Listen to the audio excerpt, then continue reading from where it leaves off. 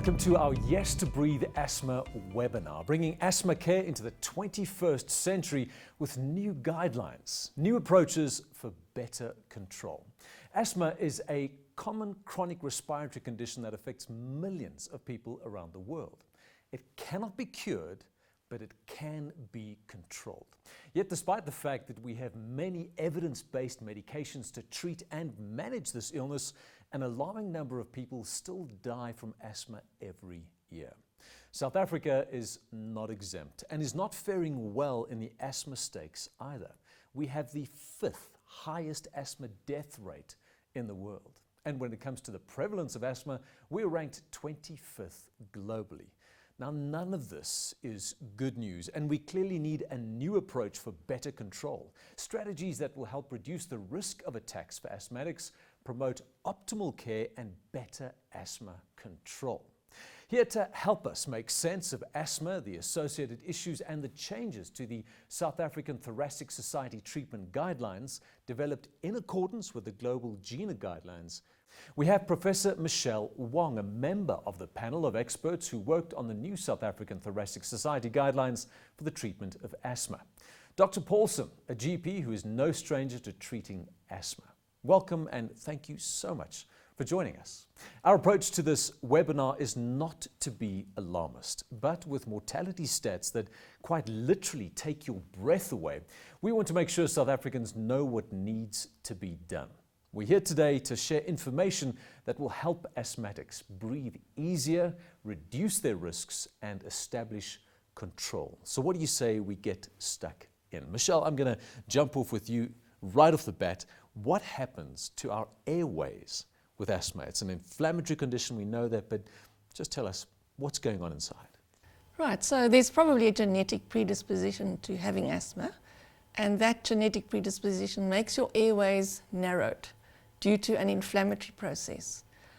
So we have the mucosa of the airway, which becomes swollen, which narrows the airway. There's a slightly increased mucus production. And then in addition, there's muscle around our airways. And when those muscles contract, they add to the degree of narrowing of the airway.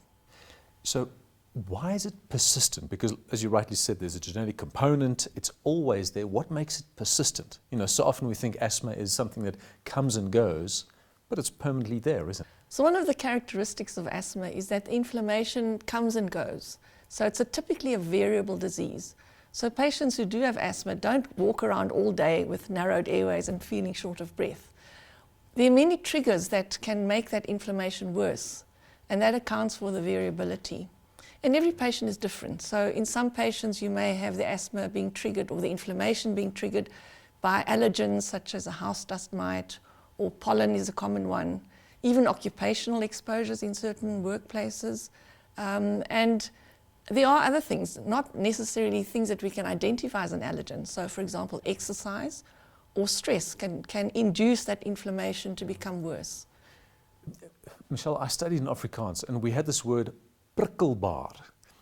What's the English equivalent? Maybe, Ange, do you know? When your airways are just, they're sensitive, they react. You know, we talked about some of those allergens and environmental issues.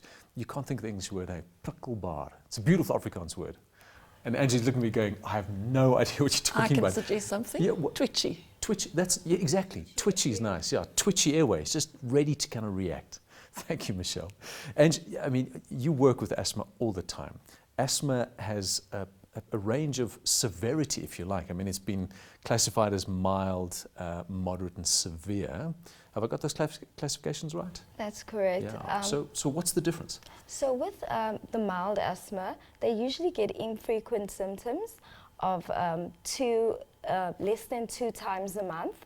And then with your moderate type of asthma, they usually get more frequent symptoms of 2 to 4 times a month.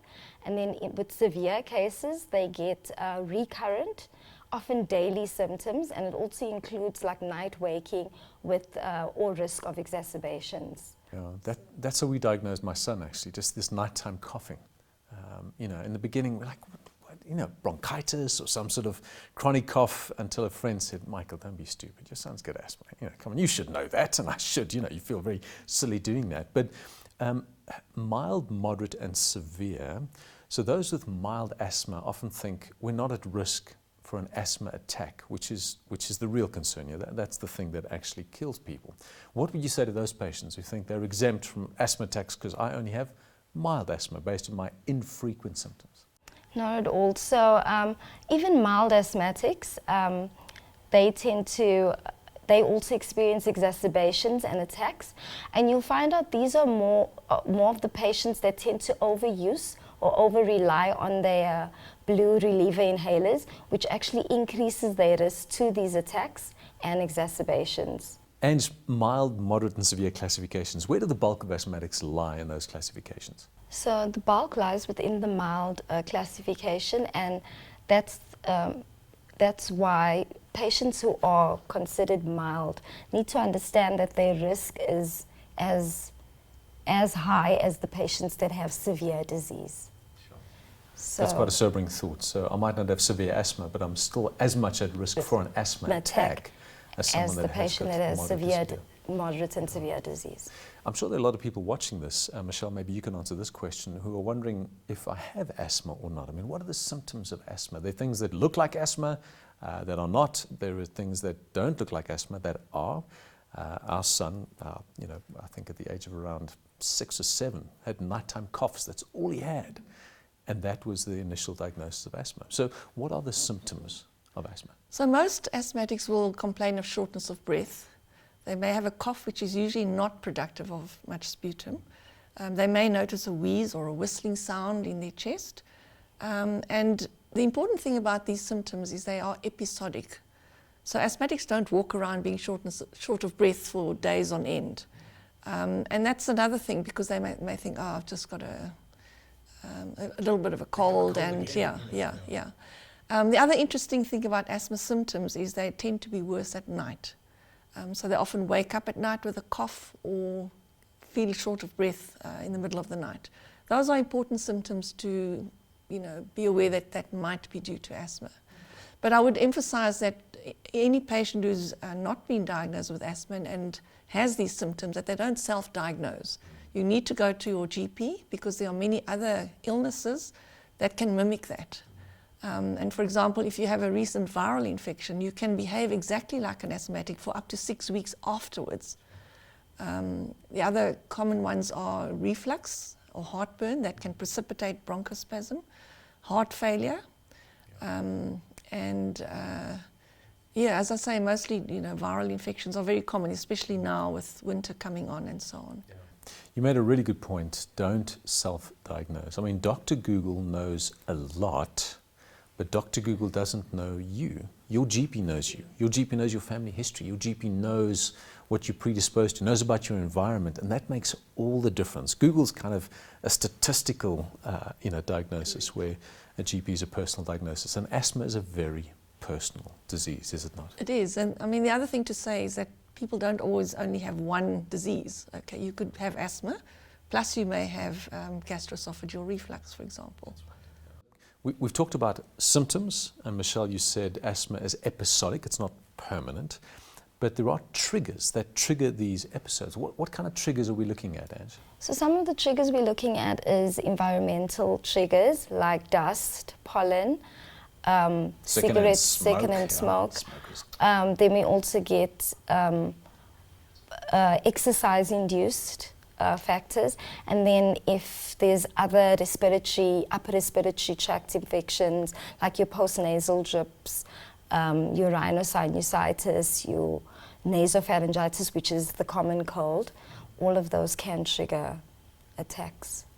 We've bandied about the phrase asthma attacks a couple of times, but we've all treated that. It's a very, very serious condition. I mean, we have the 5th highest asthma death rate in the world. Maybe you just want to stress that this is not something to be taken lightly, Michelle. Yes, and you don't want to wait and sit at home thinking you're going to get better. Your doctor should in fact also give you a written action plan which will guide you what to do, so that you can try and avoid having to be hospitalized. But patients who need hospitalization, it's a serious disease. You can die from it. Patients may need to go into an intensive care unit and be mechanically ventilated, which has its own complications as well. So we'd like to emphasize, although asthma is common and most patients are mild, some patients can develop very severe disease. And to Angie's point earlier, even if you are mild, you're still at risk for an asthma attack, the dreaded asthma attack. Correct. That require urgent hospitalization. Angie, if we do not have our asthma under control, could that lead to permanent damage? Yes, of course, that can lead to permanent damage, and that can also cause worsening lung functions and compromise your airway even further. And that also applies to adults as well as children.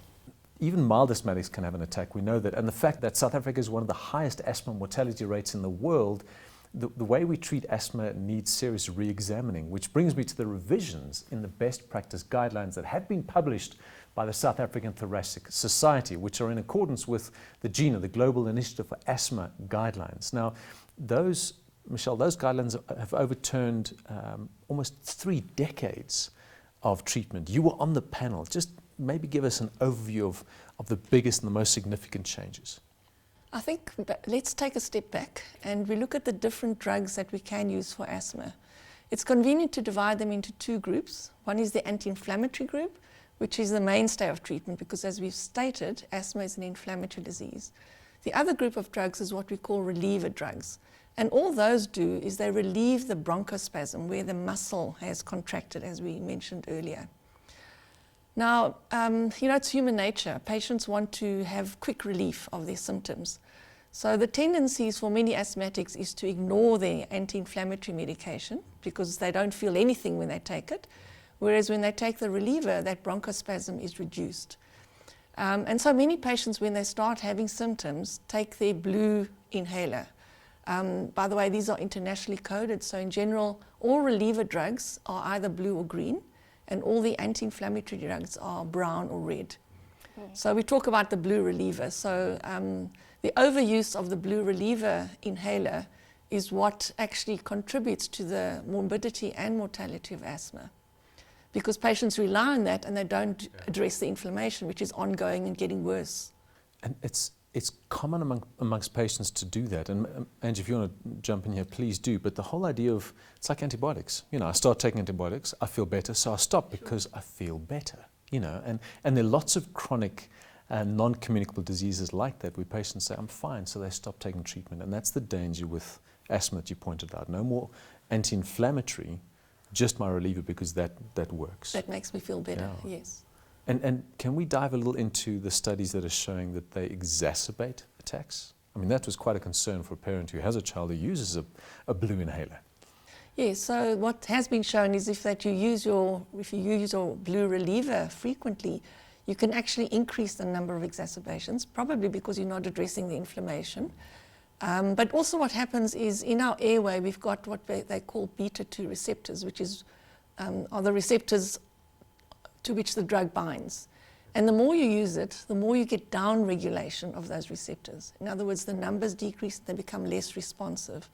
So in fact, the drug doesn't work as well anymore, but you keep taking more and more because you still want that effect to occur. They've also shown in many studies now around the world, including in South Africa, that the more blue reliever inhalers a patient uses per year, the higher the number of exacerbations or acute asthma attacks, and the higher the mortality. And there's a dose-response relationship. So, for example, if someone uses 5 reliever inhalers over a year, they have much more morbidity and mortality than someone who uses 3 inhalers per year. That's very significant. I don't know if you want to add to that, Ange, in your experience. Yes, so if they use the blue reliever inhaler for more than twice in a week, it's a sign of poor control. And like Prof said, if you use your more than 2 blue reliever inhalers per year, that also shows that it's increasing your risk for exacerbations and mortality. Do you think it has an impact on the prolonging of those attacks? Because once that asthma attack kicks in, it's potentially short-lived if you're not on a blue inhaler all the time. So that speaks to almost the body tolerating the treatment and not being as effective. Yes, it can, because the problem is that patients need to understand that the blue reliever only gives you temporary relief of your symptoms, and you are not, it doesn't address the inflammation, which is the underlying problem in asthma. So if they need to understand that if the inflammation is not treated, then obviously it's going to increase your mortality and worsen your exacerbations and prolong your exacerbations. Okay, so you've talked about 5 inhalers a year, 3 inhalers a year. Is there any easy way right now for patients to know if they're overusing their blue inhalers? So the patients can go to www.rateyourreliance.com and there they can do an Overreliance test. With those results, they can take them to their GP, and there the GP will be able to better manage your condition. It's a quick test, it's less than 2 minutes, it's online, and yeah, you get those results. Okay, so let's say, and I'm going to use my son as an example, an asthmatic. Let's say he has been overusing his blue inhaler. What would you recommend? Michelle, what are next steps? I mean, if he does feel tight-chested, we talked about this earlier before a sporting match, a rugby game, for example, what would you recommend? I think he should visit his GP, not you. The doctor needs to reevaluate his treatment. And not only the treatment, you need to look at whether someone is being exposed to an allergen that could possibly be avoided, for example, because all those little bits help in terms of controlling asthma. Maybe just to say what Angie had said earlier, you don't necessarily have to go and do a test. I mean, it's nice to do the test. But if someone is needing to use their blue reliever inhaler more than twice a week, it means their asthma is not adequately controlled. That's a good solid guideline. More than twice a week, you need to go and revisit your GP. And have an assessment too. I mean, I think a spirometer or a spiroflow, that, you know, I mean, that's a good basic. I think that's worth doing. So more than 2 inhalers a week, go and see a doctor, have a reassessment. Yes. Okay, that's a strong recommendation. What about asthma in children? And by the way, before I even ask that, a question for you, Ange. Does that apply to any asthmatic, irrespective of whether mild, moderate, or severe? Or should those that have severe asthma, look at their treatment slightly differently? So regardless of the severity, the treatment of asthma still remains to reduce inflammation. So patients need to be on a low dose inhaled corticosteroid, and then as well as a bronchodilator, which is either short or long acting, because you need to address the inflammation. If you don't address the inflammation, it increases your risk for mortality and increases your risk for future preventable attacks. So what do we say to patients now then, and Michelle, question back at you, who are used to getting relief with their blue inhaler? The guidelines are now saying if you are taking an anti-inflammatory, an ICS, and a long-term, beta stimulant, should they use that for relief? Or I'm an asthmatic, I'm well controlled, I start to get a tight chest, what do I do? Right. So I think this is where the new thoughts about how best to manage asthma comes in. In the past, we would say, yes, your patient needs to be on an inhaled steroid, which is your anti-inflammatory drug, and that when you did get symptoms, you would just take a blue reliever. That was always the teaching, as you mentioned earlier, for many, many years. What we've realized now is that's not really correct. I mean, and it actually makes a lot of sense. If you've got symptoms, it means your inflammation is not controlled. So taking your blue reliever on its own is not the solution. You should take your reliever, yes, because you need to have relief of your symptoms quickly, but you also need to take an anti-inflammatory at the same time. So that's been the major paradigm change that we've instituted, not only in South Africa, but worldwide. And you mentioned GINA earlier, which is the Global Initiative for Asthma, which is an international group of experts who advises on how best to manage asthma and keeps us all up to date with all the newer scientific literature. So that's our new strategy, and it's, in my mind, that is the correct strategy, that whenever you need to use your reliever, you need to take an inflammatory as well at the same time. Now you have 2 options. You can either use an inhaler that's got both drugs together, or you can use the reliever and inhaler separately but take them both. Obviously, for most patients, using a single inhaler is much easier than carrying around two different things. Yes. So now, pharmaceutical companies have devised combination drugs in a single inhaler, which just makes it easier for patients. And I think you mentioned this almost in passing, but very important, that the action or the efficacy of that inhaler is rapid. Because if I am feeling tight-chested, I don't want to take a long-acting or slow to react reliever. I want to relieve that reacts immediately. Yes, so yes to the inflammation, but yes to a quick-acting smooth muscle relaxant. Yeah. And then also with regards to treatment in children, the same will apply. Children need to be on low dose. You're reading my mind, Ange. I was about to ask you, is that the same for kids? I mean, you see pediatrics all the time, so thank you for answering the question. So the same applies. They need to be on a low dose inhaled corticosteroid therapy. It's been shown that anti-inflammatory agents are the most effective in treating children with persistent asthma. Reason being, they reduce mortality and morbidity. They reduce the symptoms, they reduce the amount of exacerbations, they reduce the bronchial hyperresponsiveness that happens. So yeah, it still applies to children that they need to be on a low dose inhaled corticosteroid. Brilliant. Maybe I can just add, I mean, our goals as doctors treating asthmatic patients is that that person should be able to live a completely normal life. There should be no restriction in physical activity, and it would be important for children playing around and so on, and the same for adults. We've all treated an asthma attack, and it's a horrible thing to witness, particularly as a parent. So if you're a parent of a child who has asthma, any advice for parents? I mean, I think the advice you've given holds true for everyone, but particularly when you're the responsible adult. Anything you want to say to parents? Ange, Michelle? I think Ange may be better. I don't treat the children or their parents. So for parents, I think they need to educate their kids. They need to carry their pumps.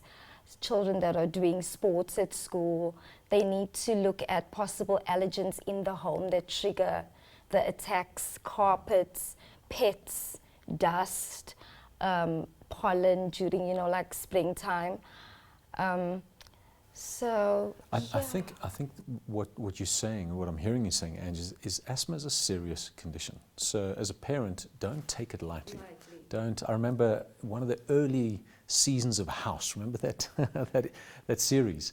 There was a parent that just thought asthma was a bit of a and he was in his typical snarky way. He was just saying, this is a life-threatening condition. So if your child has been diagnosed with asthma, please take that responsibility, and take it seriously, which is key. Perhaps, even also a lot of patients have noticed they got this idea that their kid's going to grow out of it. It's not necessarily the case. So, like you're saying, they need to take it very, very seriously. Yeah. Michelle, you were saying? I was just going to say, even though I don't deal with children, we need to remember that children's airways, their diameter is so small, and any bit of narrowing is going to have a much bigger impact than in an adult who's got a larger airway. And I think, as you say, it's can be a potentially lethal disease if you don't manage it properly. Yeah. Now, we have some amazing drugs out there, and I think that's the beauty of what we do, is medicine continues to get better and better. But if patient compliance is one thing, but if patient, what's the word I'm looking for, use is incorrect, and inhaler use is a huge issue. I mean, I know doctors who also don't advise properly on how to use an inhaler. Won't you just talk us through the correct technique? And either of you, I mean, that's, go for it. I see Ange going, Michelle, Professor, you do this one.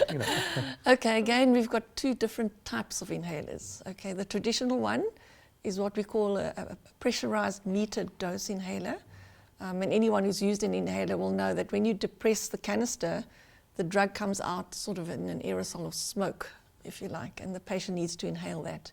More recently, we've got what they call dry powder inhalers. Many of those devices are often easier to use. We find that patients prescribed metered dose inhalers often have difficulty coordinating, pressing the canister and breathing in at the same time. Whereas the dry powder inhaler, it's fairly easy because you just have to prime the device, and there are many different ones on the market, and then you just inhale. There's no need to coordinate pressing and breathing. But inhaler prescriptions should be discussed with your patient, because they need to be happy with the device that you prescribe. And as you point out, the doctor needs to know how to use them as well, which is sometimes a problem too, particularly, because there are many newer devices coming onto the market and they're all different. Yeah. And Michelle, holding your breath. So we always say to my son, and sorry I'm interrupting you, but we're saying imagine a bunch of paratroopers have just been dropped into your lungs. So you release them, they're out of the plane, you've got to hold your breath until they actually land on the ground before you can let your breath out. That was our way of just sort of saying, count to 5, count to 10. It's a good analogy. Yeah. But breath holding is sure, very important. Very, very important. In fact, breathing out first is important. I always say to my patients, you've got to empty your lung to make space for the drug to go in. And then the rate at which you breathe in also differs from device to device, so that is important. So the metered dose inhaler, the smoke-like cloud that gets released, you need to breathe in slowly. Okay, the reason for that is if you breathe in very fast, the drug impacts on the back of the throat and doesn't get into the lung, which is where we want the drug to get. Whereas the dry powder inhaler, because the drug is now joined to a carrier powder, you've got to inhale quite rapidly to try and get the drug split off from the carrier. So it's important to explain to patients how fast to breathe in when you use it. Once you've breathed in fully, then the patient should hold their breath, ideally for 10 seconds, because if you breathe out too quickly, you're just going to breathe all the drug out again, and it's not going to get or stay in the lung. That's right. And then just to add, also with kids, we usually use devices called spacers, and they quite funky in different colors to assist the kids as well with the inhalers. That allows them just to breathe normally and to get that medication in the right doses. There's been a lot of information shared today from the Blue Couch, and thank you for that. Thank you for bringing your expertise to the table. If you wanted those watching just to remember one crucial fact, one thing of all that we've said, what would that one thing be? Ange, I'm going to throw that to you first, and we're going to finish with Michelle. One thing, reduce inflammation and you'll reduce your mortality. Okay. And that's mortality is just this big medical word that we use for you will reduce your chance of dying from an asthma attack. I'm going to echo that, because I really think the message for today is the fact that asthma is an inflammatory disease, and the main form of treatment is an anti-inflammatory. If you are using your blue reliever pump or your device more than twice a week, your asthma is not adequately controlled, and you need to see your doctor. Great. Thanks, Michelle. Simple guidelines, to the point. I really, really like that. And you think after 30 years that we only, sort of cottoned on to the fact that actually we should keep an anti-inflammatory drug there, in sort of exacerbated times. So, we could go on for hours, but that's all we have time for now. Professor Michelle Wong and Dr. Paulson, thank you so very much for giving up your time and sharing your invaluable expertise with us. And of course, thank you to AstraZeneca for making this event possible. We have covered a lot in this online educational, but let's recap the key takeouts, which include the following. Asthma cannot be cured, but it can be controlled. And the new treatment guidelines will help you better manage your condition. I think, Michelle, you said that. The whole idea of someone with asthma should be living a completely normal life. There's no restrictions on a person with asthma. Even mild asthmatics, and Angie brought this up, can experience exacerbations, attacks that are so serious you can be hospitalised. Regardless of your disease severity, the approach to treatment is the same. Reduce inflammation. There's the third doctor that's just told you that very same thing. How you reduce inflammation by using your maintenance inhaler as prescribed by your doctor. Of course, we cannot talk about asthma without talking about the fact that if you are using your blue reliever inhaler more than twice a week, you are overusing it. And this can increase your risk of attacks. So go to rateyourreliance.com to take the Overreliance test. If you are over-reliant, discuss your results with your doctor to make sure your treatment plan is modified to best manage your condition. I really hope you've learned from our esteemed panelists and that this webinar will help you to breathe easy as you establish greater control of your condition. For more educational information on asthma, follow Yes to Breathe on Facebook or Instagram, or go to yestobreathe.co.za. Thank you so much for joining us. Goodbye and God bless.